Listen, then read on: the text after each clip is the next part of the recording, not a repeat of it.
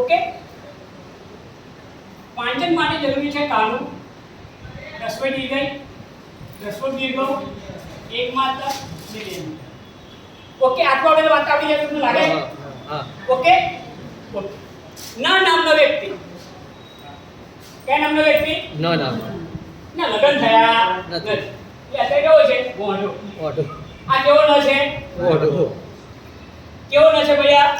મોઢો. એના લગ્ન થયા નથી. બાળકને મગજમાં કે બાળકને વાર્તા કરીને મગજમાં વસ્તુ ઉતરી જશે કે સારું આ મોઢો તો કે ગામમાં મોઢા બહુ જ પેલો નહીં પડ્યો, પેલો નહીં પડ્યો, પેલો કુંવાર, પેલો મોઢો, પેલો મોઢો. એટલે આ અત્યારે કેવું છે ભાઈ? મોઢો. ના લગન મીન્સ કે આગળ પાછળ બધું છે ને આની બાજુ ના એકલો ડળંગ અને ધડંગ એ શીખવા તમે. આ તો ડળંગ ધડંગ સારું કરે પણ થયા નહીં. સમયાંતરે એના લગ્ન થયા કાના જોડે. લગ્ન થયા. હવે ના એકલો નથી. હવે આનો કેવો છે? પહેરેલો. કોણ જોડે પહેર્યો છે? કોના જોડે અને એને તમે પહેરી દીધું. જે ન કેવો હતો? ઓટો મોઢો નળન ધડંગ હતું. એ નને આપણે પહેરી દીધું. હવે આ ન છોકરો એમ કહેશે કે આ ન કેવો છે? મોઢો. કેમ કે આગળ પાસે કશું છે નહીં. આ ન કેવો છે? એના માઇન્ડમાં કોન્સેપ્ટ થઈ ગયો. ખ્યાલ આવી તમને? સારો કોન્સેપ્ટ ક્લિયર થઈ ગયો. જેમ નને પરણાવો મને પરણાવો, મને શું ગુનો કર્યો? મને પરણી દો, કાલે ગને પરણી દો, પછી જને પરણી દો. બોલો આ કહેશો એટલે કાનાનું કોન્સેપ્ટ ક્લિયર થશે. બિન એક ઓકે. બોલો થાય ના થાય? લગ્નની વાત. સમયાંતરે લગ્ન થાય એટલે કુદરતી હોય છે કે સંતાનો થાય. આ નાને લગ્ન થયા પછી બે જુડવા દીકરીઓ હોય. શું હોય ભાઈ?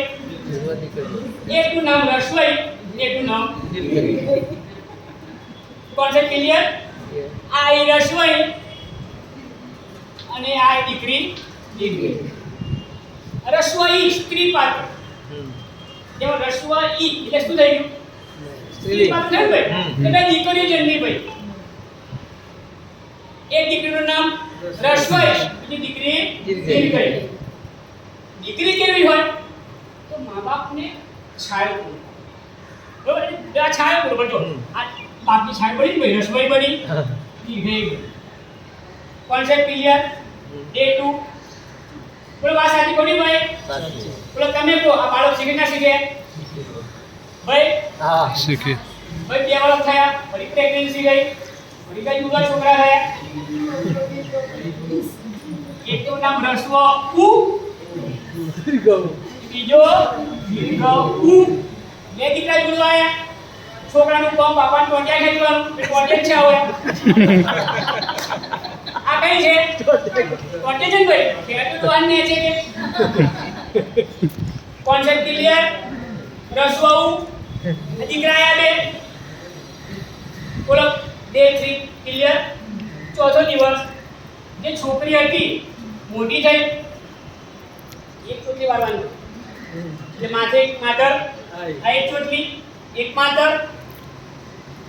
માતરનો કોન્સેપ્ટ ક્લિયર? છોકરી મોટી થઈ. બોલો શું બાકી છે તમને કહેશો? કાનૂન કોન્સેપ્ટ.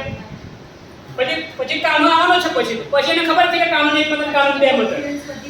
હા એક વાર જે બાળક એક ડબલું ભરશે એ દોડવાનું જ છે. આ કામ આપણે શું સારું કર્યું ભાઈ? આ પદ્ધતિનું નામ છે સિરાજ પદ્ધતિ. હું પોતે તો તમે તમારા આટલા વર્ષની નોકરી કરી તમે આ વસ્તુ